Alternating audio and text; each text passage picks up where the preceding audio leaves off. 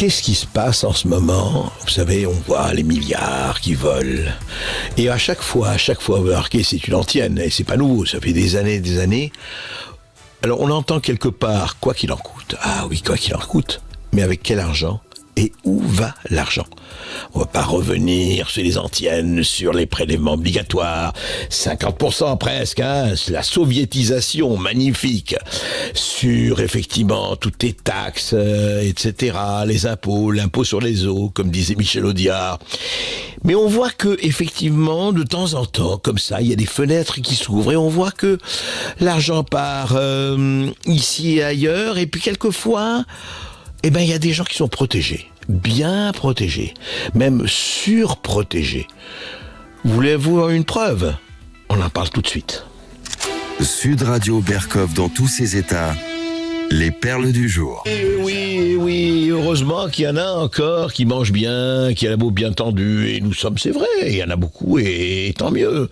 Puis il y en a qui n'ont pas mangé, qui n'ont pas bu, et qui n'ont pas la peau du ventre bien tendue.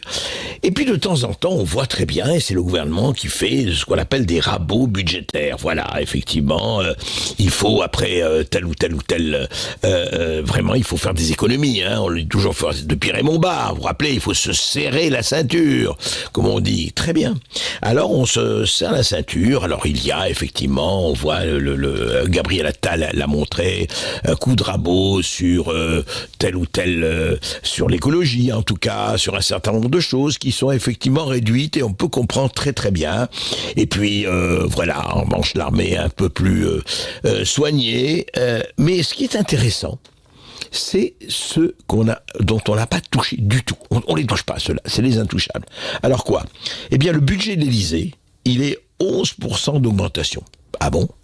Est-ce que vraiment l'Élysée a besoin de ces 11% d'augmentation? Sans doute, avec un certain nombre. Et puis il faut se maintenir son rang quand on reçoit l'émir du Qatar et Kylian Mbappé, c'est normal. Et puis ça fait partie du prestige.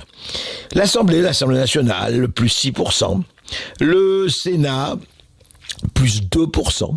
Le Conseil constitutionnel, plus 34%. Oui, auditeurs, résistants de Sud Radio, oui, c'est très très bien. Vous voyez, il y a des gens, il faut savoir, quand vous donnez à vos enfants des orientations, qu'est-ce que tu vas devenir? Il faut aller dans les domaines où il y a de l'augmentation et où on ne sert pas. Voilà, donc ça se passe comme ça que, vous voyez, il y a effectivement, on n'y parle personne, sauf l'Élysée, l'Assemblée, le Sénat, le Conseil constitutionnel, etc. Là, on n'y touche pas. Mais je croyais que c'était notre argent et peut-être qu'on a des choses à dire, mais non, arrêtez. Vous payez, vous acceptez d'être tondu et heureux, vous circulez, rien à voir. Sud Radio Berkov dans tous ses états. Connu évidemment Mary Poppins, ce chef-d'œuvre qui date de 1964, voyez, exactement, c'est-à-dire pratiquement 60 ans. 60 ans. Eh bien, je vais vous dire ce qui se passe en Grande-Bretagne. On parlait des choses, voyez, on parlait des agriculteurs, on parlait de la guerre et tout ça. Mais il y a une autre guerre, plus insidieuse, plus hypocrite.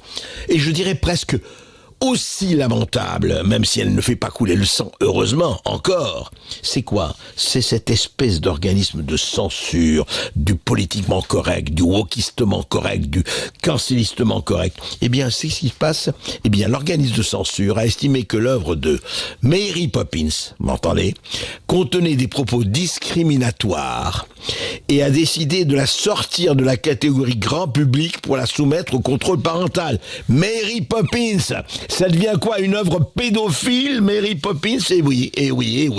Il y a un problème. Le célèbre film vient d'être déclaré de facto potentiellement toxique pour les jeunes enfants et sorti de la catégorie tout public au Royaume-Uni.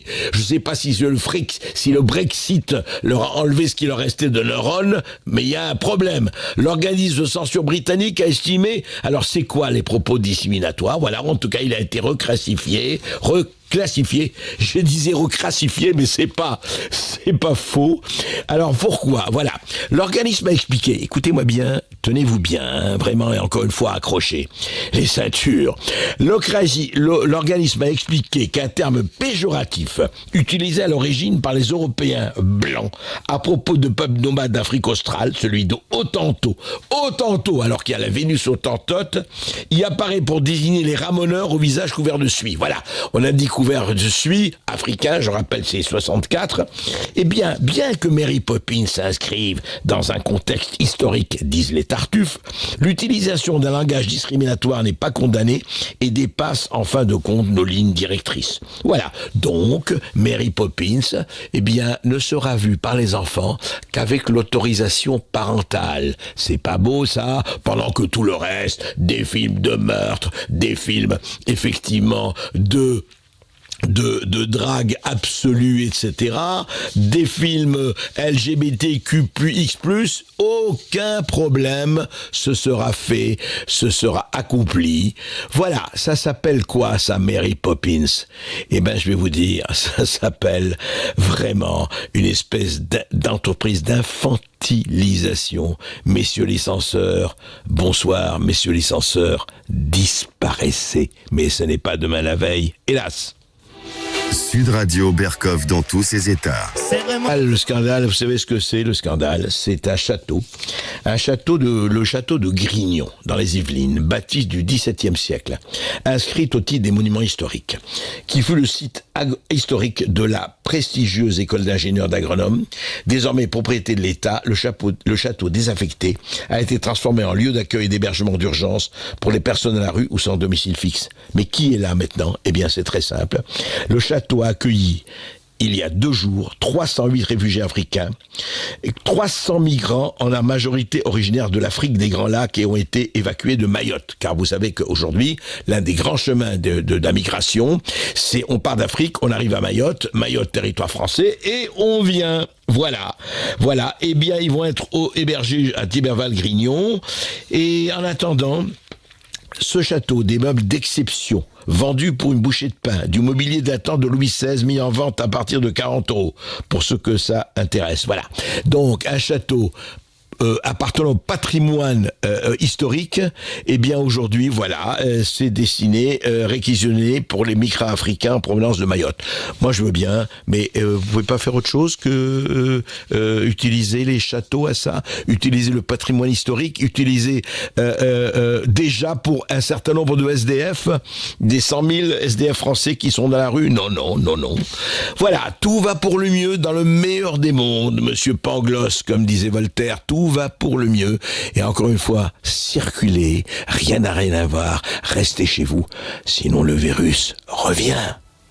On marque une courte pause sur Sud Radio, on se retrouve après les informations de 13h, on sera avec Lionel Roch qui nous parlera de PME. Est-ce qu'on peut encore bosser quand on est patron d'une PME? C'est ce qui va tenter de nous expliquer Lionel Roch qui sera avec nous. Et puis vous, 0826 300 300. À tout de suite sur Sud Radio. Sud Radio Parlons Vrai est aussi à Lyon et le Grand Lyon sur 105.8 FM, le DAB+, et l'application Sud Radio. Sud Radio, Parlons Vrai.